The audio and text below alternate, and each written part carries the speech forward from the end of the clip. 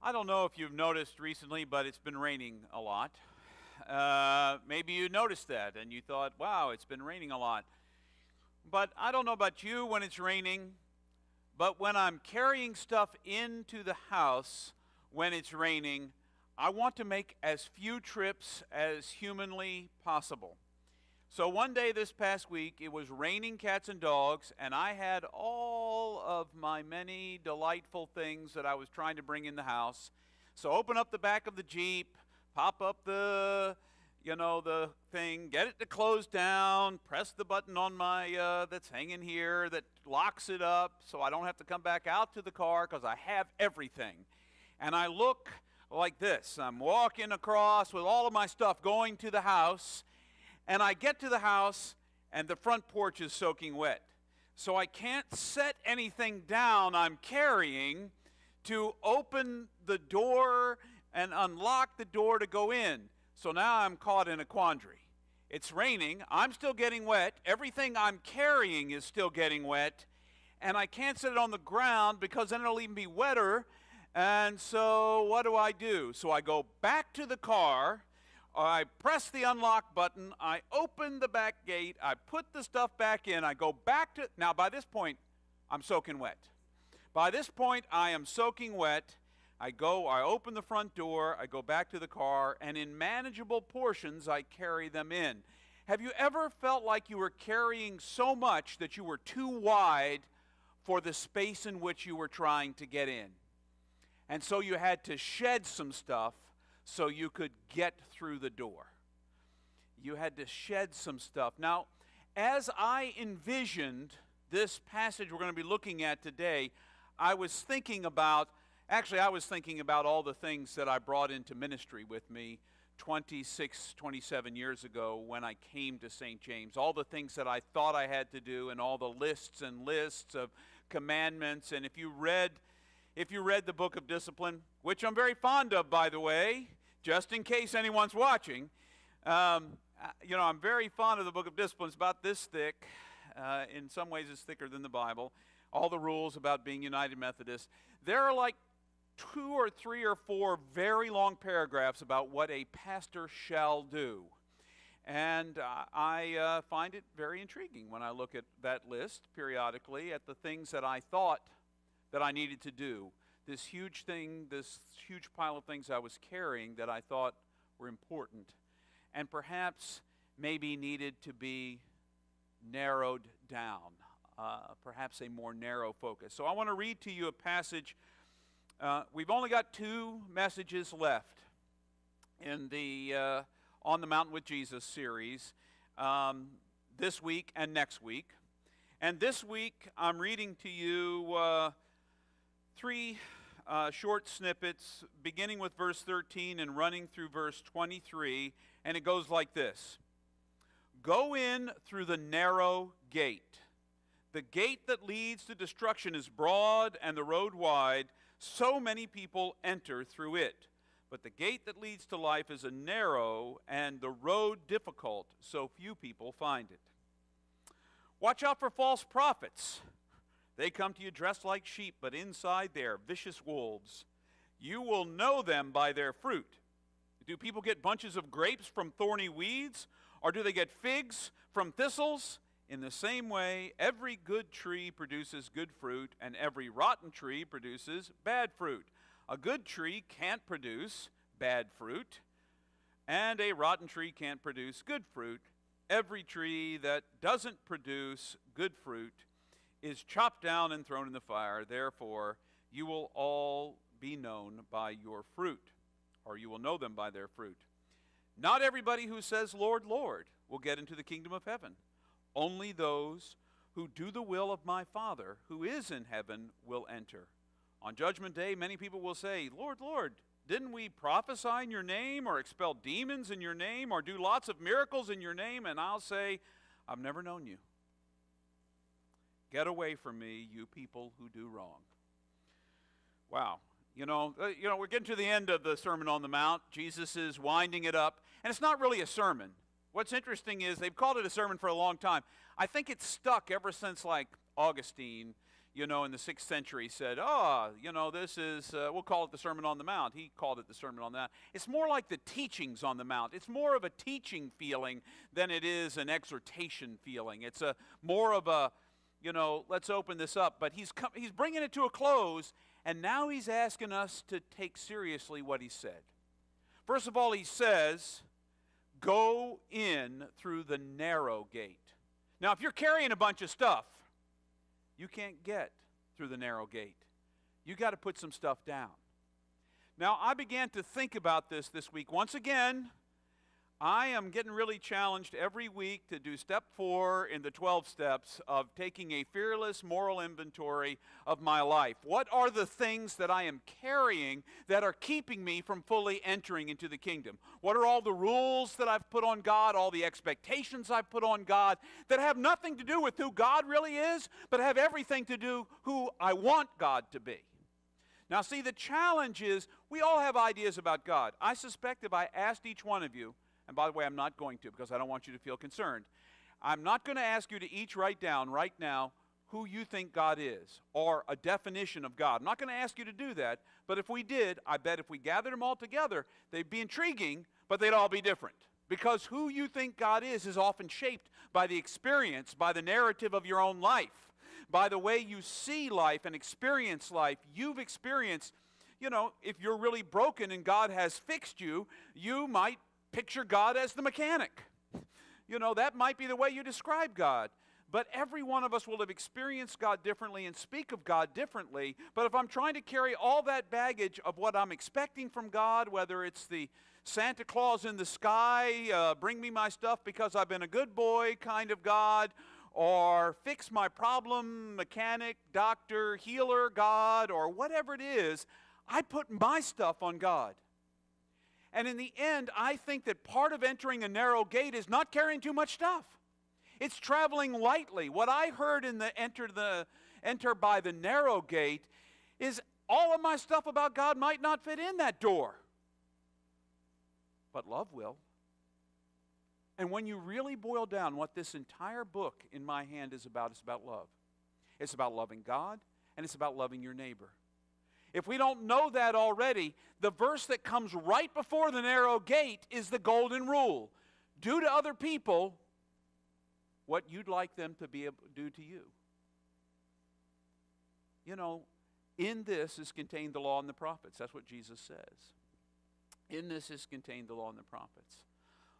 Love is the only thing you can really carry through. Your ideas about God, they're nice. They're nice.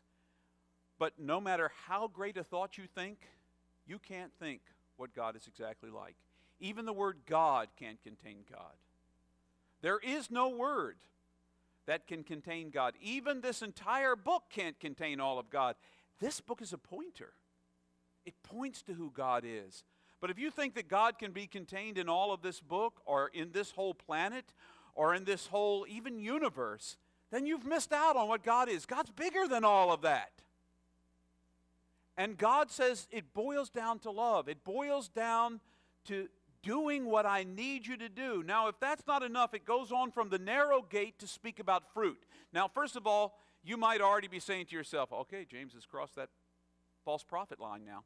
He's crossed that line, so I'm just going to put him aside now. I'm just not going to listen to him anymore. But if the bottom line is you measure it by fruit.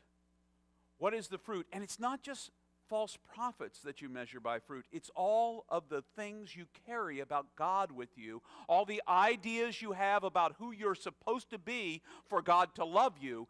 Those are all ideas that may or may not be our fruit. Do you know what I find? What I have foundly find? It took me until almost 56 years old to find this out, and I'm getting close. To discover that oftentimes what shapes my ability to forgive you is my ability to forgive me. What shapes my judgment of you is often my ability to judge myself. And the things that I find most offensive about you are usually the things that I struggle with on my own. And those are things I have to learn to let go. So the fruit of my judging myself is that I judge you. And the fruit of my not being willing to forgive myself, to be merciful with myself, if I'm not willing to be with me, heck, I'm not going to be with you. I might pretend on the outside to be that way with you, but I'm not going to be that way really at the core of who I am. So you begin to look at all the pieces of the ideas you have about God and decide, what kind of fruit is this bearing in my life that I think God has drawn this line in the sand, or this line in the sand, or this line in the sand, and nobody can cross it? In the end, if it's not bearing good fruit, if it's not kind, if it's not loving, if it's not filled with Christ, then don't do it. Let it go. Let it go. Because in the end, the only thing that's going to matter when we come to chat with Jesus, we stand in the judgment day, according to this little piece right here, it says, we're going to appear and we're going to say, Lord, Lord. And Jesus is going to say, I don't know you. I don't know you. The people I know are the ones who did the will of my Father in heaven. The ones who did the will.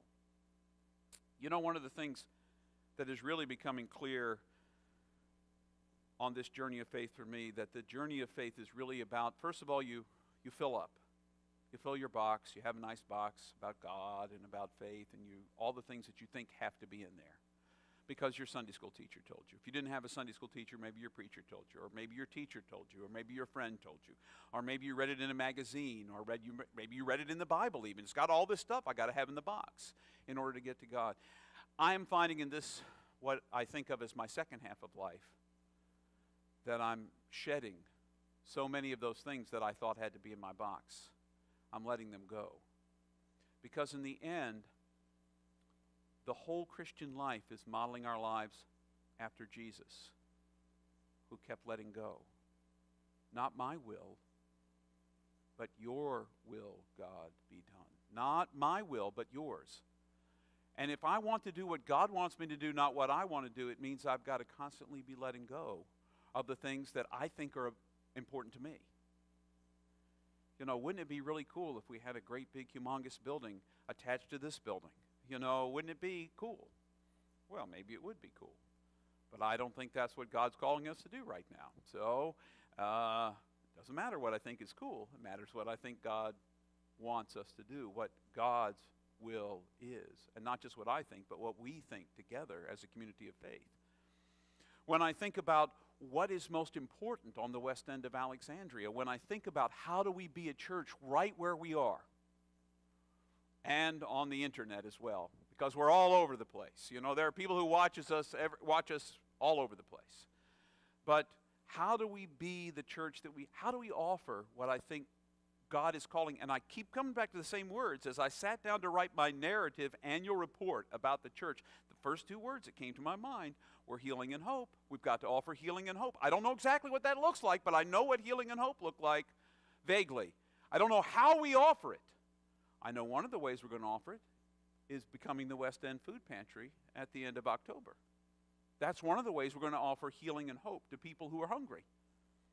I know what it's like, although not nearly as bad. There were places I could have turned. There was a period of time in my life when I wasn't sure if I would eat more than one meal a day because I had to pay for heat and electricity and a roof over my head.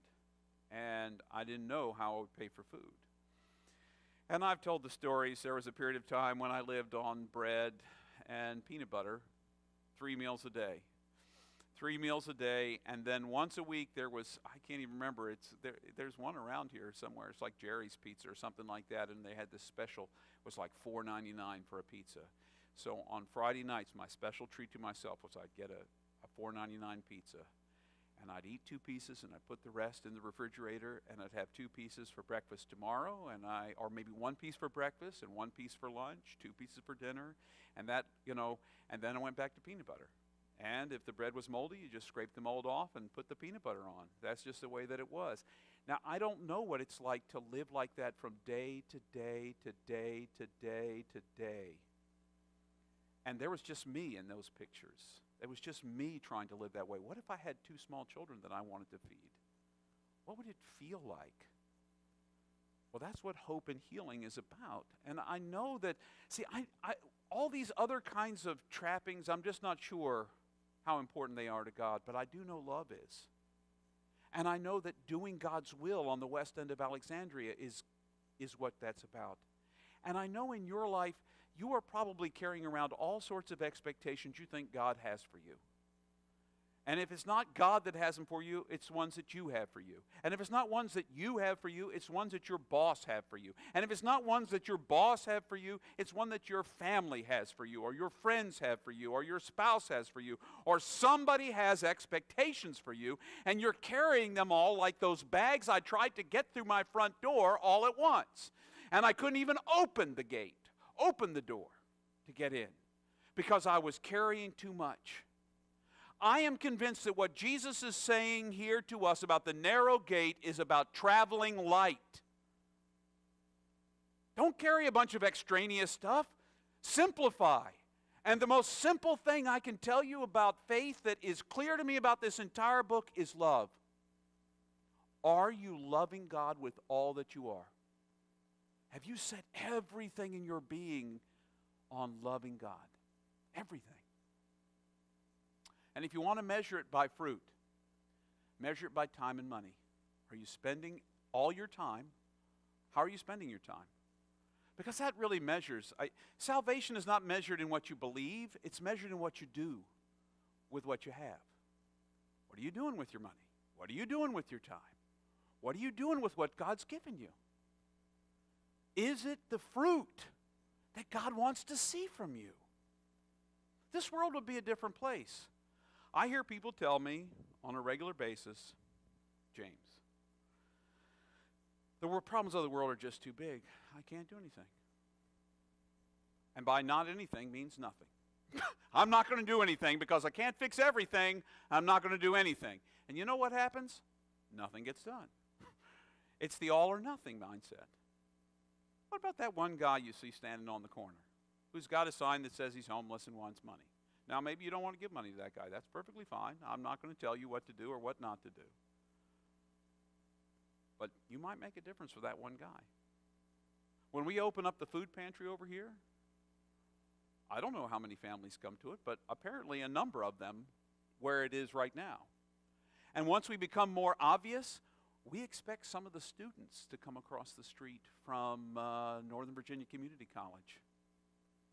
Food insecurity is not just, among, working class folks. There are people who are in college trying to better their lives who don't have enough food to eat.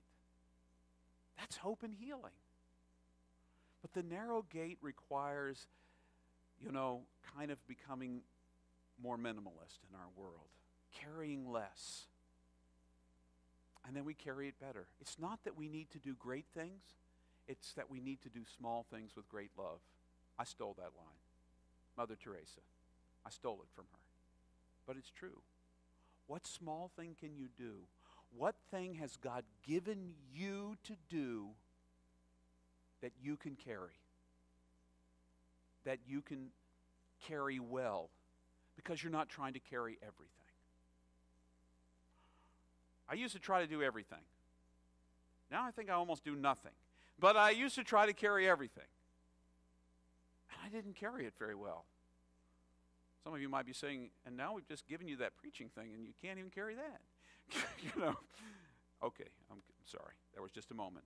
Stepped aside. See, that was the self-flatulation. I had to pull that thing out. But the truth is, God has given us a narrow way.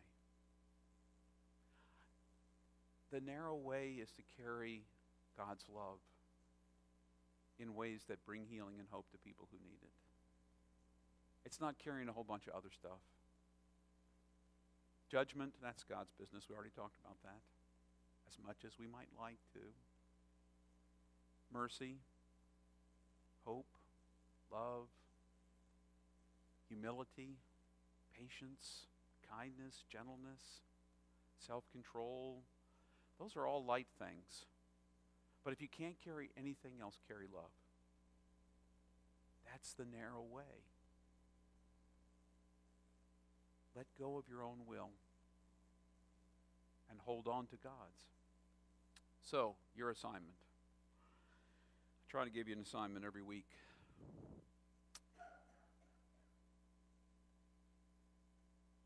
What are you carrying? What are the things that you are convinced you have to carry? What are the things that you think I'm telling you have to carry Sunday after Sunday? James told me I have to carry this, and I have to do this. I have to have centering prayer. I have to have Lectio Divina. I have to have Visio Divina. I have to have this. I have to have that. He tells me all these things. How can I do all those things? If I've told you too many things, just let them all go. Let them all go and just love. The next person you see, can you love that person? Because if you can't, you're already in trouble. You cannot enter the narrow gate. Next person you see, can you love? Next plant you see, can you love that plant? Find a rock. If you can love a rock, you can love anything. Can you love God? Because if I read the Bible correctly, when I love the least of these, my sisters and brothers, I am loving God. I am loving God. So this wasn't where I thought I was going to go originally this week. You know, I spent yesterday completely rethinking the whole picture of the narrow way, because I had this really good narrow way that was all balancing beams and, you know, all of us on our tightrope ready to fall off. We're constantly afraid we're going to fall off. But if all you're carrying is the lightness of love, you will be lifted up, not pulled down. So travel light. And make sure the one thing you pack in your pack wherever you go is love. Love for your neighbor. That will shape the way you treat each other, the way you treat yourself, and the way that you love God. That's the shape of a life well lived, at least from my perspective. Travel light. And you'll see the fruit of it. You'll see the fruit of it. That's as much as I can remember that I was going to tell you this morning. I'm sure there's more over in the journal, but you're probably fortunate. That's as much as I can remember right now, so there we are.